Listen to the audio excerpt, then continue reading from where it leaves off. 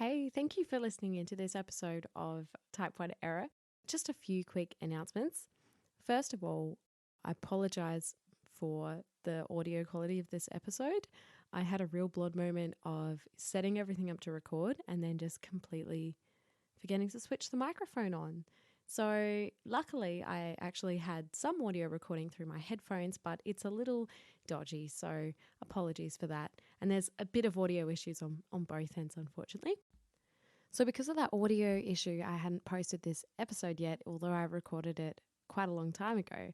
And since then, my editing skills have gotten much better. So this episode is a bit roughly edited as well. I apologize.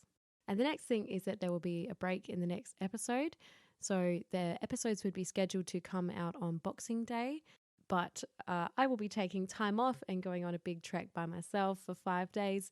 So the next episode you'll see will be in the new year on the 9th of January. So Merry Christmas, Happy Holidays, and Happy New Year.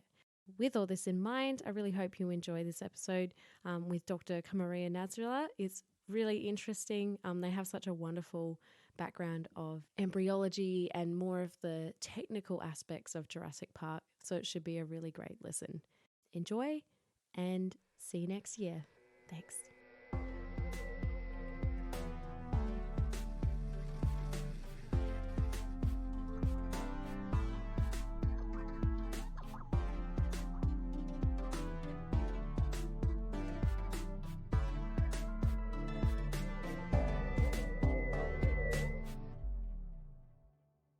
Hello and welcome to Type 1 Error, the podcast where I look at the scientific facts of fiction behind your favorite pop culture.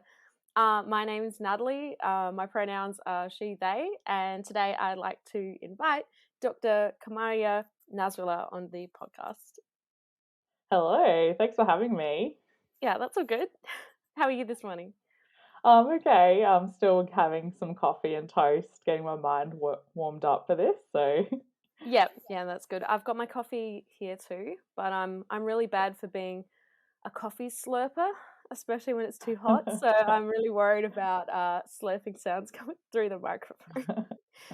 So do you want to start by telling me a bit about what kind of science you do, what your research is on, sort of what you're doing at the moment? Yeah, sure. So I'm a science communicator and researcher associated with University of Adelaide, Flinders Uni, and Monash Uni in Melbourne, dabbling in a lot of different projects. My background's in both paleontology and Evo Devo.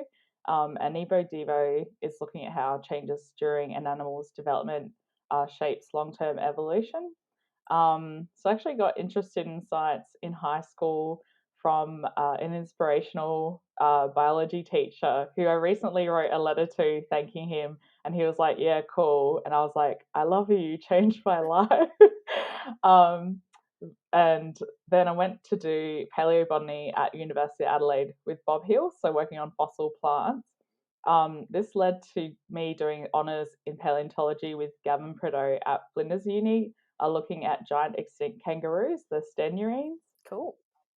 And then eventually did a PhD with Alistair Evans at Monash University, looking at how teeth grow in different mammals and how teeth have evolved as well. Nice, cool. So a few different unis and slightly different research topics for each one, would you say? Like moving between the paleobotany and then more of a sort of like morphological tooth development side? Yeah, definitely. I guess looking at both very old dead things and then also quite fresh living, developing, growing things like embryos. So trying to mix different techniques to understand evolution in different ways and using different tools. So yeah. Yeah, cool. So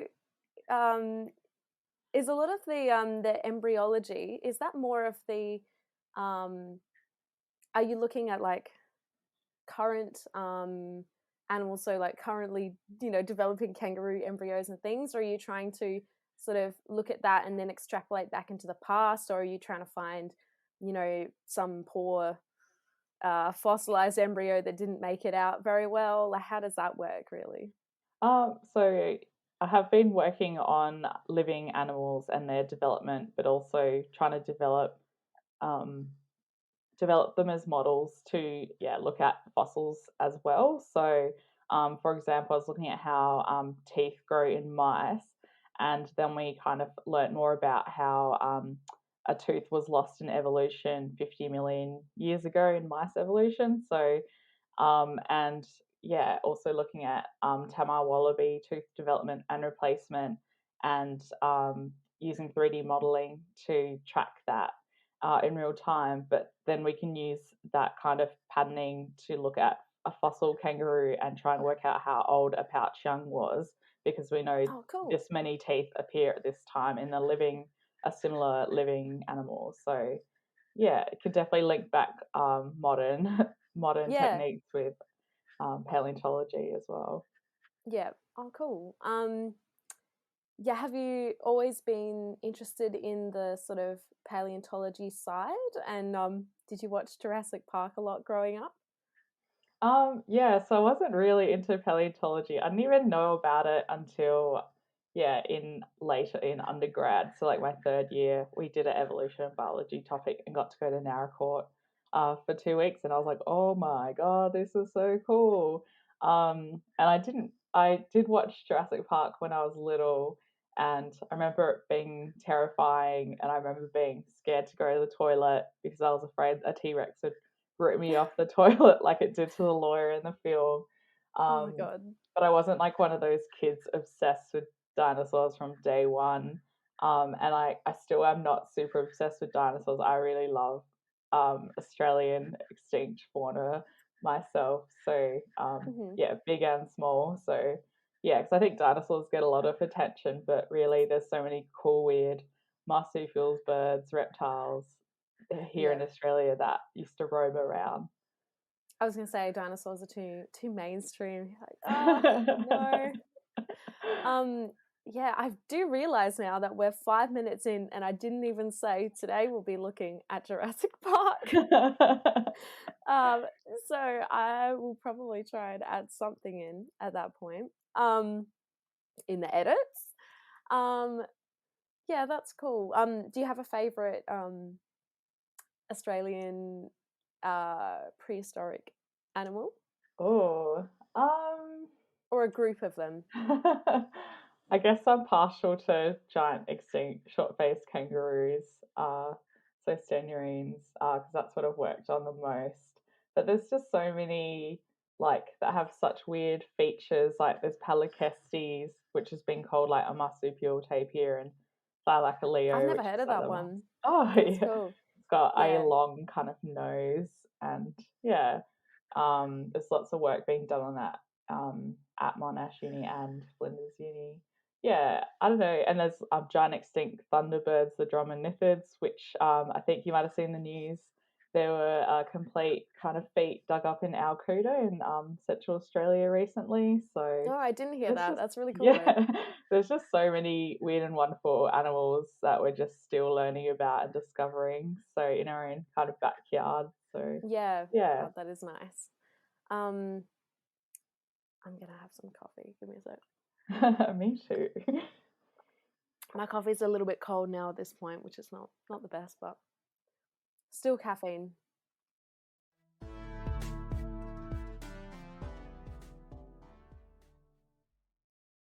Yeah, so what I really like in Jurassic Park at this point is that there's a very nice description of the de-extinction technology of how they brought the dinosaurs back. We see this really nice Mr. DNA video. And we're just going to have a look at that video.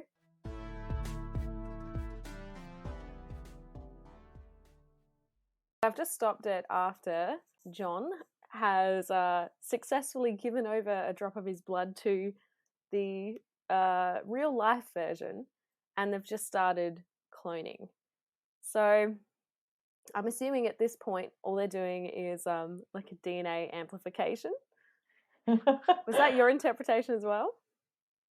I think they're just introducing the idea that in a drop of blood, it kind of contains um, the code for what makes us us, I guess. So it's just kind of demonstrating it in a cute way to the watchers, I think.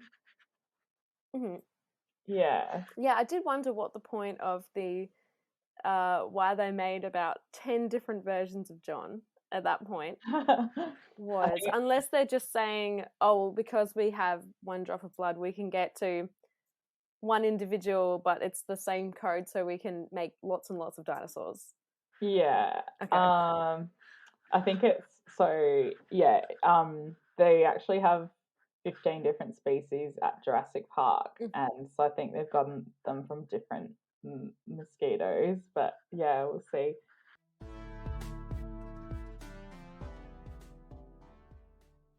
What did you think overall about this little video? I do really like it because it is a great kind of introduction to how cloning works and also how like what DNA is and how you can maybe use it to yeah bring back something from the dead.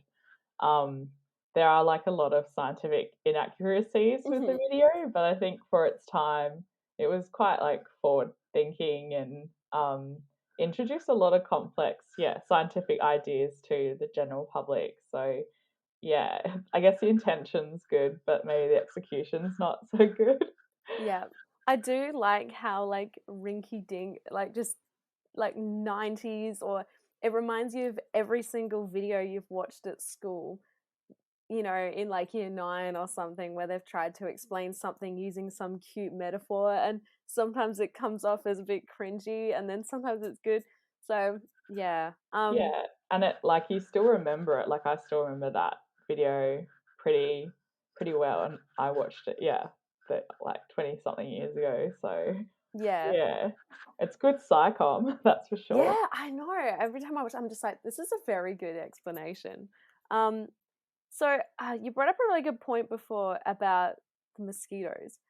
I think at the start of Jurassic Park, they only show that one little bit where they have the amber with the mosquito in it, and then some guy says this is going to make a lot of people very happy.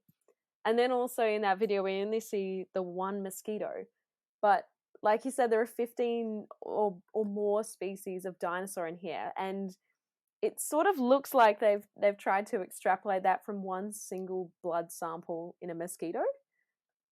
So I think so yeah, I did rewatch it and because I thought the same thing, but I think they actually like in the movie, but they don't in the yeah, they find mosquito blood of 15 different species because Mm, yeah, that's why it showed that minor finding like another mosquito with like more blood of something else. So yeah, I think they've used this technique for all 15 species of dinosaurs and hoping to find like they're basically right. just looking for mosquito blood now in amber in the mines. Yeah. Okay. Good, because yeah, when I saw it and I went, okay, so they've first of all got a very like degraded sample of blood that's 100 million years old, and then they're going to make 15 dinosaurs with that, with the DNA from a frog, and then rear it in an ostrich egg. I was like, Yeah. okay.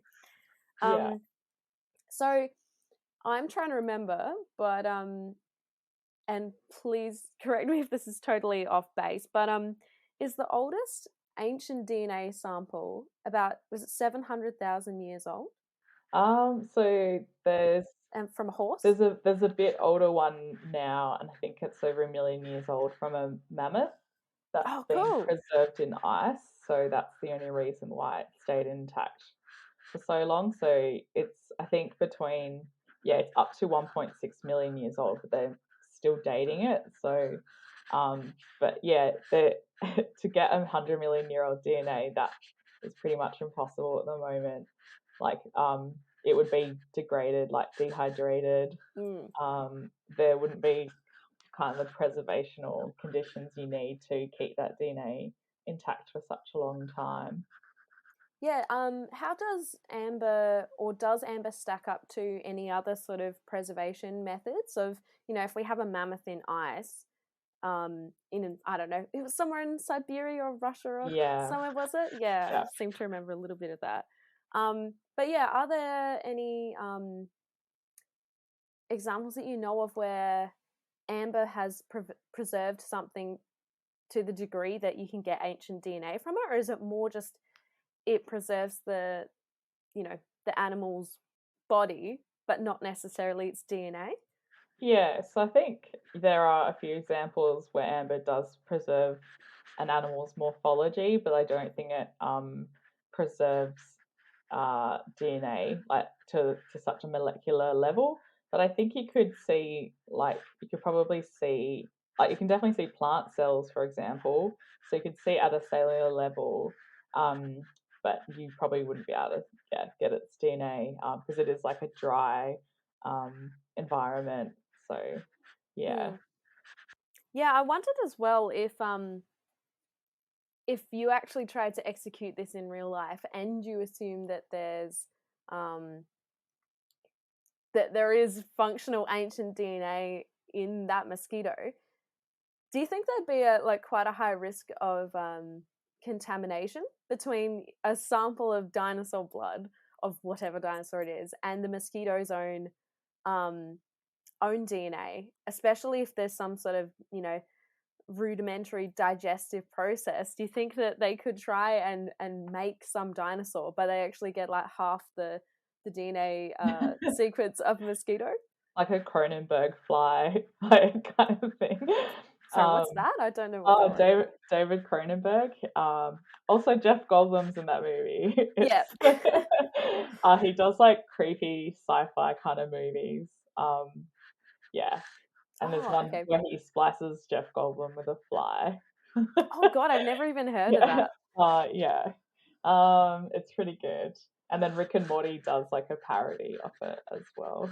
Oh God. So, All right. So um, Jeff Goldblum's just in everything. We can confirm that. yeah, but you actually brought up a really good point because so like of course there'd be mosquito DNA in there, but I think we're good enough to be able to tell that apart from dinosaur DNA. But a mosquito could take the blood of multiple dinosaurs, for example. Like you know how That's a good mosquitoes point. transfer like go between humans, so the actual blood could be mixed with different dinosaurs, so there could be Yeah. contamination in that. And yeah, you also mentioned um, degradation of the DNA. So yeah, even if you could get dinosaur DNA, it would be so fragmented that it would just be tiny, a few base pairs long here and there.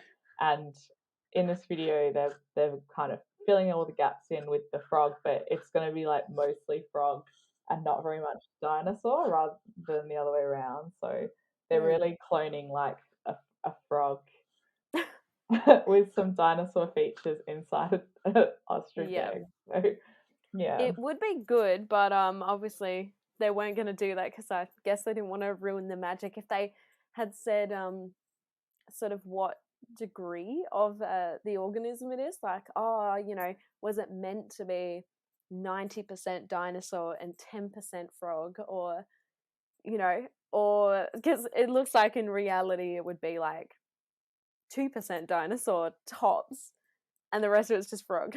yeah, yeah.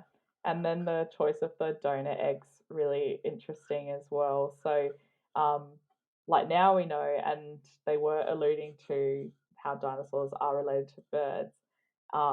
But so the ostrich eggs actually I may be hate a that good bit. choice.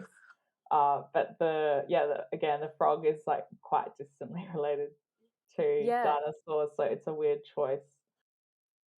I always thought that the thing that really bugs me about that little bit, especially, is because like the whole movie they talk about Dr. Grant's like, oh yes, they're so related to birds, and then they find the dinosaurs and they're like, yes, we were right. They're way more like birds than reptiles. And then but it always seemed to be a bit of a reptile bird dichotomy, and amphibians weren't even in the question. And I Yeah, do think that they only threw in the amphibian thing so that they could have one line where they said, ah, yes, West Andy frogs, they can switch sex that's why the dinosaur changed sex. But I think what should have happened is if they were going to do something like that, they should have picked reptile because at least it's more related than an amphibian. And then they could have used like temperature dependent sex determination and had like, the eggs, maybe in the storage facility. And then when Dennis Nedry or whatever his name is, the guy that tries to sabotage everything, when he turns off, he could turn off a switch and then the eggs change temperature and they hatch and, that kind of thing. Yeah, there's definitely sex changes in lots of other animals that are, and definitely reptile examples that, so, it's but just I guess crocodiles and turtles that change sex. Can you remember if it was warmer temperatures corresponded to female and cooler to male, or the other way around? Oh, I'm not sure, sorry. Apparently also bearded dragons. Oh, okay. Yeah. So turning up the heat turns male bearded dragons into females. Mm-hmm. Yeah. Because we're hotter. Anyway. That's it. Do you know if there's anything similar in birds? I couldn't think of any examples, but I wondered if you did. Yeah, I'm not sure, sorry. I was thinking though about even just sex chromosomes, because lots of different animals have really different sex chromosomes too. So even just if you used a West African bullfrog or whatever it was, and depending on what DNA you use, you might have not even used the sex chromosomes at all. Like for example, like monotremes like echidnas and platypuses they don't have XY like we do, and birds don't have XY. So it's like a real. Do they? No, how it's do a real. They work? Wait, are you serious? Echidnas and platypus don't have like XY chromosomes? They have something else, I'm pretty sure. Yeah, so platypuses have 10 sex chromosomes and echidnas have 9 sex chromosomes. They have multiple copies of. They have X and Y, but they have multiple copies of them. So it's not just as simple as us. Mm-hmm. So you mean instead of us having like a single set of gametes of like X, or XX or XY, and I'm getting confused. It's been ages since I've done genetics. They have like 9 different combinations of sex chromosomes, or just 9 sets of chromosomes all up? I'm not sure. Sorry, I'm gonna have to read more about that. Birds have Z and W sex chromosomes, and the male is ZZ. So how it's kind of the opposite to mammals, which are XX, and females are ZW. So that's really weird. Oh, that's really cool though.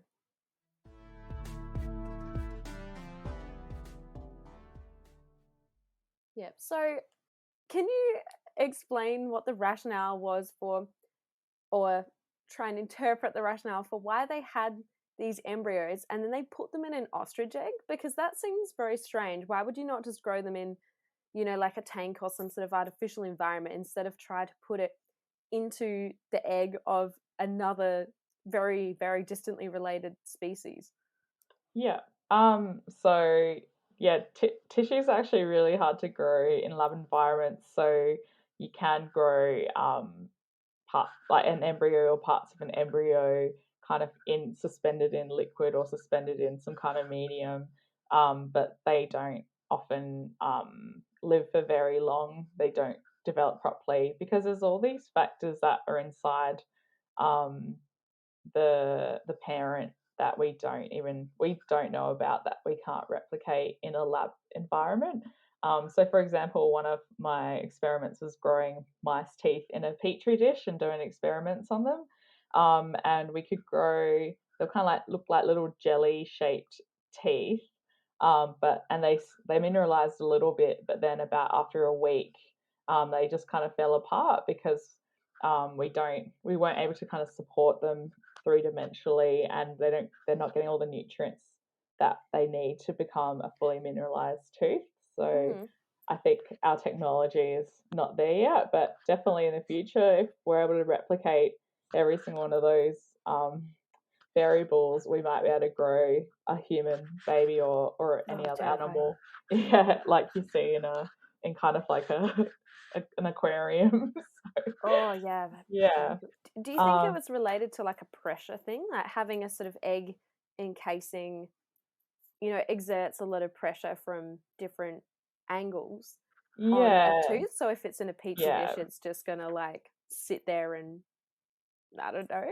Yeah, no. So they often they often just flopped over because they're a three-dimensional structure, and there are other ways you can culture them suspended in liquid, which might support them more in a three-dimensional way. But going back to cloning and Jurassic Park, so when Dolly the sheep was cloned, they removed the nucleus of one egg and put Dolly's DNA back into that egg, and then needed a mother or a surrogate mother to grow that embryo in.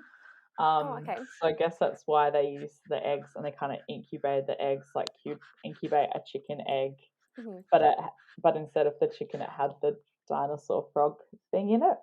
But there's also so many barriers.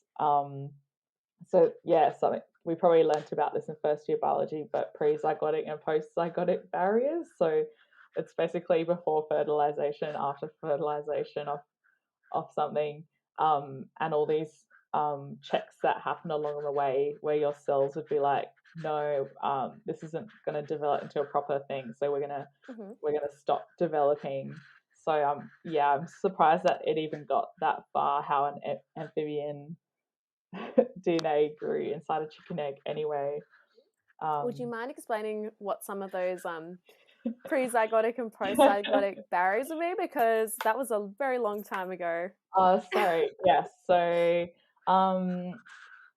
pre-zygotic barriers are basically like, why can't a cat mate with a dog? So it's all the things to do with the shape of our genitals and our body sizes and pH and all the kind of the reproductive environments before the egg and sperm are fertilized, and in plants as well. So a pollen and egg, there's all these barriers to stopping it fertilizing, basically, like for the two things to meet. And I think it's a defense system so that we don't mate with something that's too different to us, and then we won't grow properly. But then there's also checks after the fertilization happens. So just say it does happen. There's all these checks during development to make sure that the embryo is going to develop properly. So sorry. Cool. That's good. Just as you were talking as well, I heard my cat just slowly approaching after you said, so that a cat can't mate with a dog. And my cat was like, "This is my time. I've been summoned." Okay. I'm just trying to think of post-zygotic barriers as an example, but basically a lot of them would lead to sterility. So, is that when you breed a donkey with a horse? Yes. What does that make? I'm trying to remember because I saw them in Nepal. There was like, there were these. I'm probably getting this wrong, but I feel like there were these yak and donkey hybrids. Oh yeah. Or no, that's way too unrelated. It can't be that. Oh no, it's a hybrid between a yak and a cattle. Oh, okay. Which makes a doe, DZO. But when a donkey and a horse mate, it's called a hinny, HINNY.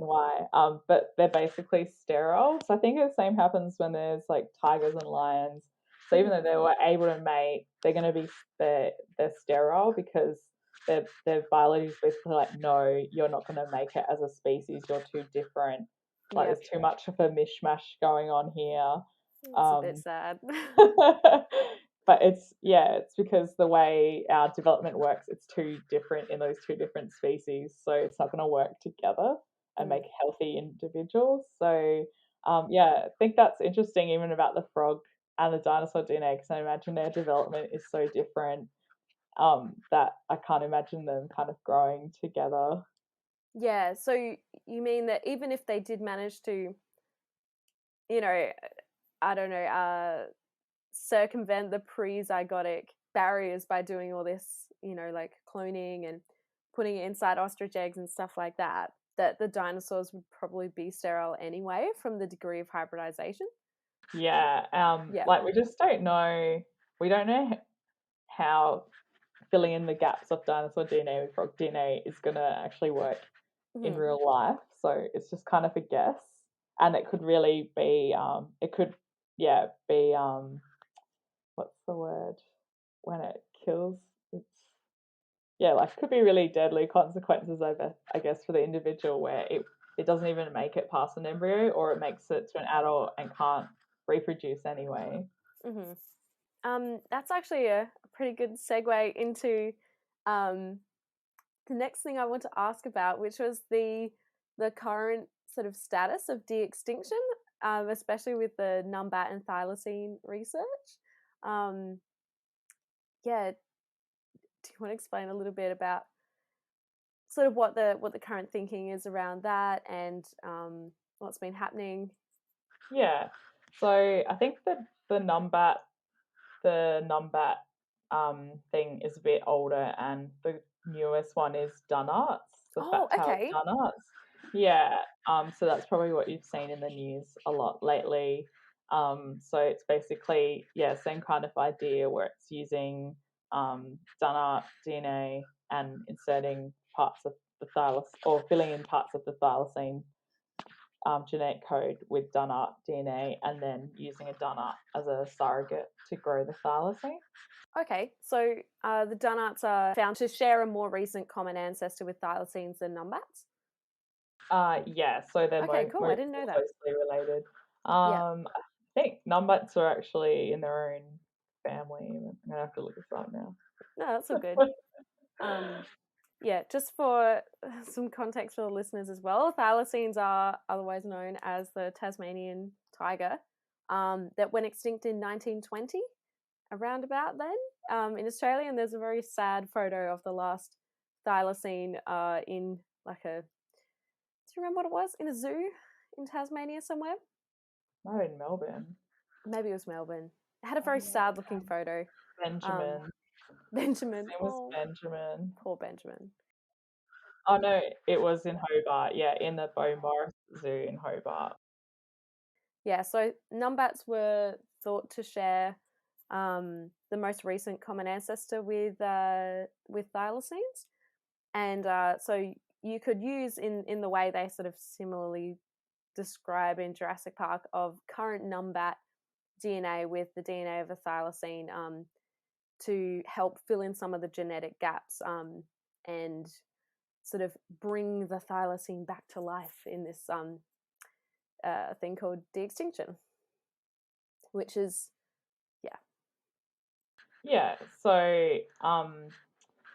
so the numbat is actually in its own family.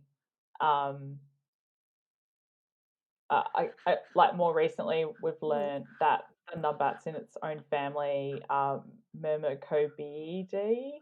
It's a hard one to say. While the thylacine and the Dunart are in the same family, which is Dasyuridae, which also includes the Tasmanian devil. So now the Dunart is probably the best model to use to bring back the thylacine, and the University of Melbourne has a fat-tailed Dunart breeding colony set up, so they actually have parents and embryos and things like that, like the facilities that they could actually try and do something like that there.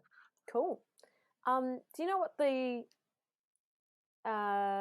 rationale for the Dunart was? Because as far as I know, Dasyuridae, is that also got quolls in it, and sort of other small carnivorous marsupials. So was there something about the dunite in particular that was closer to a thylacine? I think it's just based on genetics, it's closer, and just also in terms of, I guess, logistics, we've already got yeah, they've already got the colony set up, so they're also like a choice model, I guess, for this set of experiments. So yeah, okay. Dunites, are they particularly rare or fairly common in terms of, you know, if there's quite a small population of a dasyurid species and they're using it for de-extinction, so they might have chosen one that's more abundant? yeah, I think they're of least concern, so they have quite a population, stable population in Australia in the wild as well. So okay, yeah, they're probably not going to be wiped out. There's actually a lot of fostering kangaroo projects in different zoos around Australia, where they'll take out the joey of one species and put the take out the joey of one species and put the joey of another species in the pouch and kind of surrogate mother that different wallaby species. But I always wondered what happens to all of the original joey. Yeah. Maybe they just get fostered by humans somehow. So yeah, I guess it's because we don't have the thylacine anymore. I guess that's the priority, and it is like an enigmatic creature. Like people love it and are obsessed with it, and people still think it's alive. And sometimes I like maybe it's deep in the dark forests of Tasmania somewhere, but probably not.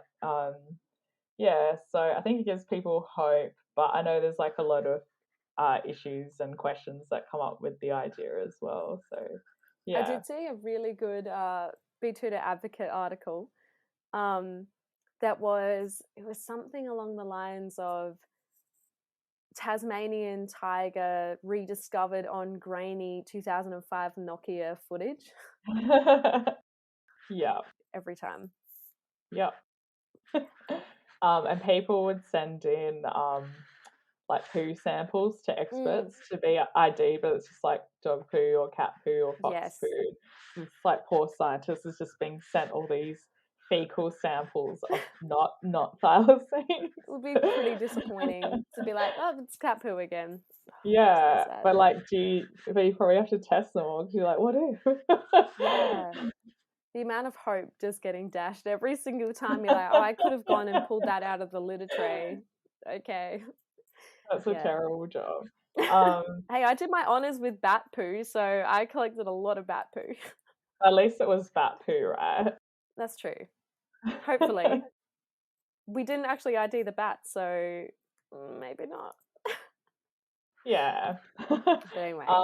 So maybe we can talk about, I guess some of the like challenges that could come up with this thylacine de-extinction project.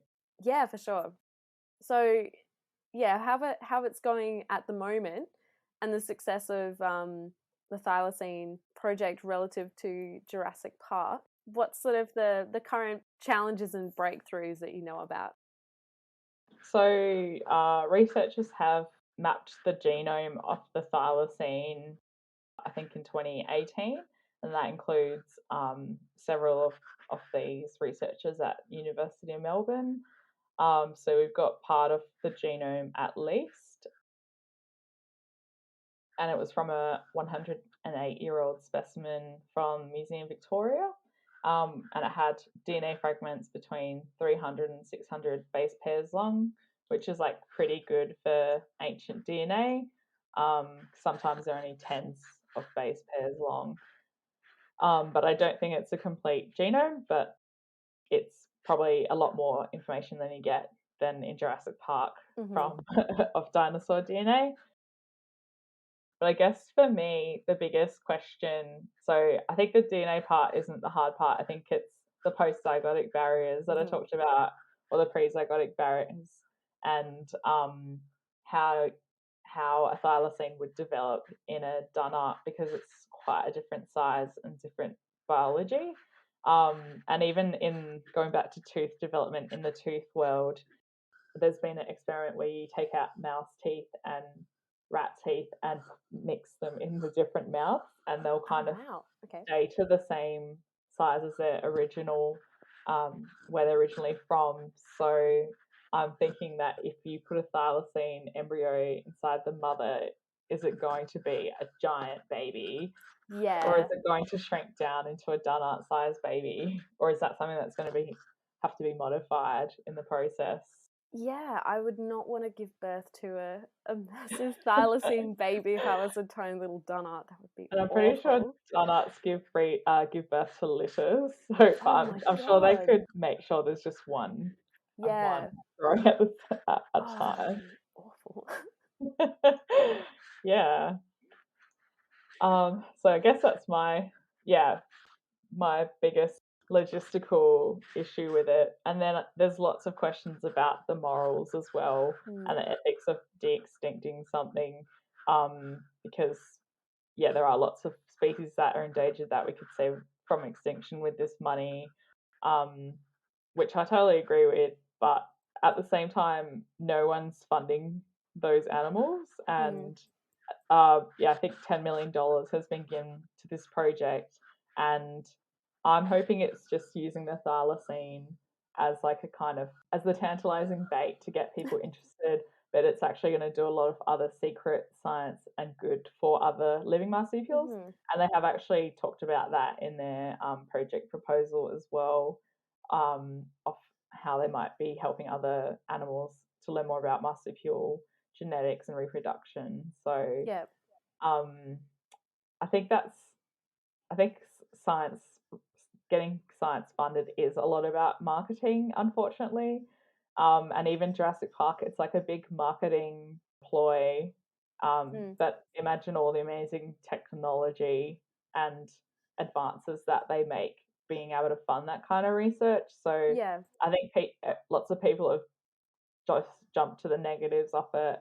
And I don't really think we're ever going to bring the thylacine back. I just don't think it's possible at this stage. But I'm glad at least some science research has been funded, because it's not like that $10 million was going to go to anything else anyway. So they make a really good point in Jurassic Park as well about I think John says at one point, oh, what about condors? They're close to being extinct. With this technology, that will make sure the condors never go extinct. But then also with the amount of money that was in the de-extinction of these dinosaurs, it could have gone into condors or something else more recently extinct because of human influences. But we don't. But the problem is humans don't care. Like they'll only care about the condor once it's dead, and then they'll want to bring it back. So it's that's the hard part, is trying to get people passionate about not such enigmatic animals. So I think that I'm hoping the thylacine is just a gateway to getting people to care about a lot of different animals as well. So do you know if there's any other de-extinction research in other taxa? So I mean, because we're looking at the thylacine and Dunart's marsupials, and then in Jurassic Park, because we're looking at pretty much birds with eggs, is there any de-extinction research in birds, especially because birds seem to be such a favorite, and there's so much research on birds as opposed to other taxa. Do you know about any of that? I think we've tried bringing back the dodo. I'm not sure. I'm not sure. I know that there've been projects to bring back the mammoth, because that one is actually, it's got a closely related living relative, which is actually a similar size and probably has a similar gestation. So it's probably more plausible than maybe the thylacine Dunart combination. Sorry, do you mean the elephant for mammoths? Is that the Asian elephant is the closest, or the African elephant? Oh, I don't know. I will have a quick Google on this end. Woolly mammoth and Asian elephant? Okay. Says, this is from A to Z animals.com. So very, very scientific peer-reviewed research. Oh, hold on. ScienceNews.org says, mammoth findings. Asian elephant is closest living kin. Its comparison with the mitochondrial genomes of living elephants indicates that the mammoth is slightly more closely related to the Asian elephant than the African elephant. I guess that makes sense because mammoths are found in like Eurasia. Yeah, that would make sense. So I feel like that's maybe plausible. But again, what would happen if you brought back a mammoth? Does it have the environment? Oh, that's another cool thing I wanted to talk to you about. Oh, of course, yeah. I don't know if we should this podcast is all over the place, Natalie. You have so much editing. I will edit it and it will sound really coherent and put together. Yeah. Yeah, so that's another thing, bringing back the mammoth is, does it have the environment to live in? Does it have the food it likes to eat? And that was another thing I was thinking about watching Jurassic Park, is all this other stuff. So just say we brought back the dinosaurs, we brought back the thylacine or the mammoth. There's all these other things that we haven't thought about that go beyond the individual. What about its bacteria, viruses? That's why Australia's so crazy about quarantine, is because we've got all these animals that are not being exposed to these viruses or diseases. And so imagine bringing back an animal that hasn't been around for 100 million years. It's going to have no gut bacteria. There'll be viruses or diseases that will kill it straight away, probably has no immunity to. So there's all this like microbiology stuff that we haven't even considered as well. Like a thylacine might not be so bad because it's in the last century, so it's probably, things probably haven't rapidly changed that much. So yeah, but and what kind of plants do these dinosaurs eat, or what does a mammoth eat? Like there's so much more to a species than just the actual species. There's a whole kind of ecosystem around each species. Yeah, they probably have some really sad gut health. Yeah. I know that they did bring back some of the plants as well, because Dr. Sattler's looking at the plants and she's like, oh, whoa, I haven't seen this kind of plant. The paleobotnist. Yeah. When she was like, this leaf represent. shouldn't exist, and then he like grabs Yes. her head and turns. Classic botanist. She's like, plant? What about the plant? Everyone's like, look at the animal, look at the animal. Yeah, bloody animal. Like, plants are cool too. Yeah, without plants, you're not going to have animals. And if we're talking about hybridization, let's not even begin on how much plant hybridization there is. Yeah. And it's funny how the paleobotanist is like also a vet. Like, it knew what was wrong with the Triceratops, even though there was a trained animal vet there. Yeah. One of my biggest things is why is Jeff Goldblum there? They're just like, oh yes, I'm a chaostician, and I'm just like, you don't know anything about biology or evolutionary biology or paleontology or even ecology. But he was right. He was right the whole time. But like, I could have told you that from year 10 science, where they said, the law of entropy and everything has an inane tendency to fall apart. I was like, you didn't need him to come there and just be like, maths, look at this drop of water floating off your hand while I flirt with you. And then I'll get injured by a dinosaur and lie with my shirt open for like 10 seconds.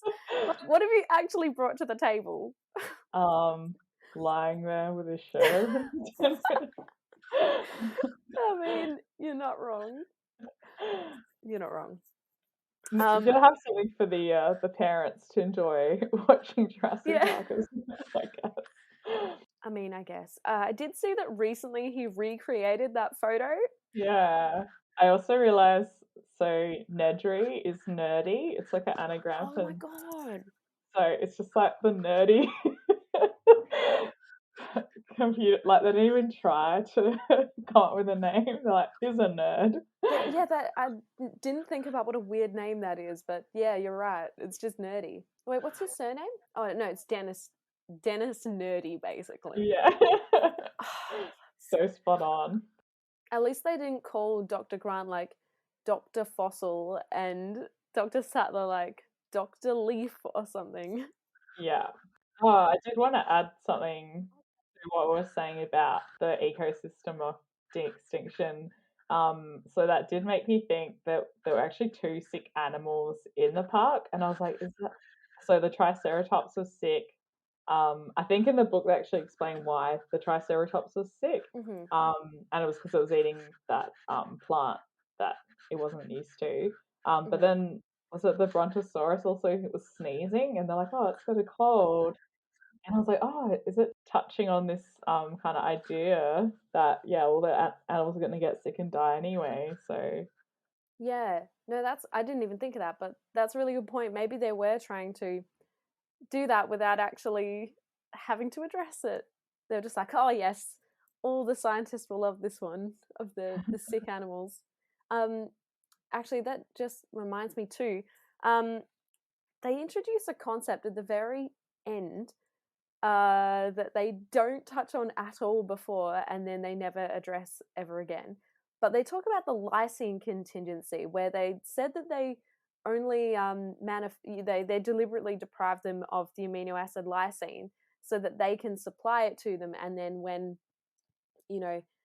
if the dinosaurs go rogue, then they'll sort of die after a week without lysine. Do you think is that something that could actually work? Like, is lysine something that's that you have to consume from meat or plants, or is that something that your body manufactures from whatever you're eating anyway? Um, I did notice that as well. Yeah, I'm just gonna think about that for a second. Sorry. Okay. So most no vertebrates can produce lysine anyway, so we don't produce lysine. So it is an essential amino acid that we have to eat in our diet. Mm-hmm. So yeah, it's unlikely that the dinosaur had that ability anyway.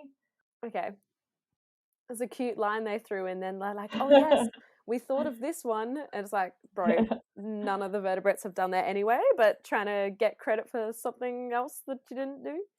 Yeah, but I'm also trying to think of whether because the dinosaurs are left on the island to die, I think, when That's they really sad. abandoned the Jurassic Park. But then how did all the other sequels happen? Exactly right. They're just like, oh yeah, we wrote this one line in and then ruined ourselves because the rest of the franchise didn't exist.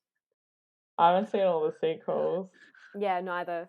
I saw Jurassic World, and literally, when I was talking to Ash, I complained about the Gigantosaurus, and he was like, "No, that's actually a real genus," because he looked it up, and I was like, "That's ridiculous."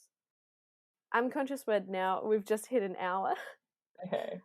Do you have any final comments about the de-extinction of Jurassic Park before we wrap up?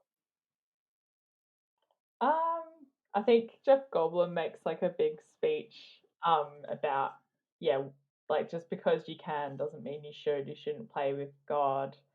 And that is true. Um, but also like we do it all the time. Like the thylacine wouldn't be dead if we didn't do all the things we do. Mm-hmm. So I can understand why people would want to use science for good and try and fix some of the mistakes we've made. So yeah, it's a really complicated but interesting issue, and it's just going to get harder as technology evolves and medicine evolves, and where to Yeah, draw the line, I guess, between meddling with things and just letting things be. So yeah, totally agree. And yeah, it is difficult because we have altered this planet so radically that trying to yeah, undo some of those mistakes is that a mistake in itself, as Goldblum seems to say, or is it, just sort of making amends for all the species that we've sent extinct? yeah. Like, why do we even have medicine then? Like Yeah, that's something that we're like able to cheat death or cheat disease all the time. So yeah, it's really interesting. yeah, definitely. to finish off, I'm just going to ask you to rate Jurassic Park from science fiction at a 1 to science fact at a 10 on how accurate you think that the representation of de-extinction reflects what we actually know about science. It's probably a pretty low score, maybe like a 2 or 3. But I want to give it props for introducing those really quite advanced science topics and methods. But there's just a lot of inaccuracies and plot holes in the movies. So I think the book's more thorough. So I'm gonna have to go read that myself. Yep. So you're giving it a 2? Well, I'll give it a 3. Yeah.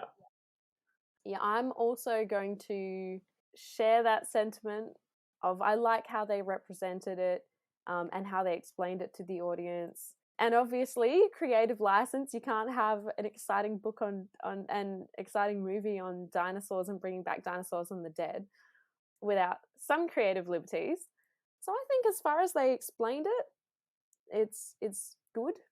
But the feasibility of actually bringing back dinosaurs is probably going to look like a 1 or a 2. 100 million year old DNA is not going to be fixable if 100-year-old DNA from a thylacine hasn't successfully resulted in a thylacine now.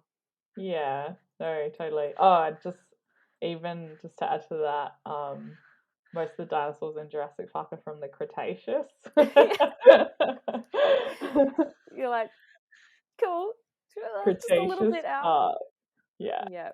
Cretaceous Park. Not quite the same. Just a caveat, I'm not an expert in Jurassic Park stuff, so feel free to prove me wrong, or happy to discuss some of these points further. Yeah, because everyone assumes scientists know absolutely everything, and we do have knowledge and skills, but we're still learning ourselves. So yeah. Yeah, always learning. That's science. Yeah. Anyway, thank you so much, Qamariya. I really appreciate you coming on and talking about dinosaurs and de-extinction. Thank you. Thanks for having me. Thank you for listening to Type 1 Error. This podcast was created, edited, hosted, researched, and produced by Natalie Brown, and the music is also by me. The excellent cover art and logo is by my sister Alexandra Brown. This podcast is currently non-monetized, and so the best way to show your support is to rate, review, and subscribe to Type 1 Error wherever you listen to podcasts. At the time of recording, Type 1 Error is available on Spotify, Google Podcasts, iHeartRadio, and Podbean. Reviews are really important to establish a new podcast, especially since it costs me money to produce episodes. You can also engage with Type 1 Error on Facebook, Twitter, and Instagram at the links in the show notes, or join the Facebook group, The Type 1 Errors, for community and episode discussion. For questions, feedback, or episode requests, email me at type1errorpodcast@gmail.com with the one spot with the number, not the word. Remember to keep your curiosity every time you consume your popcorn. See you next time.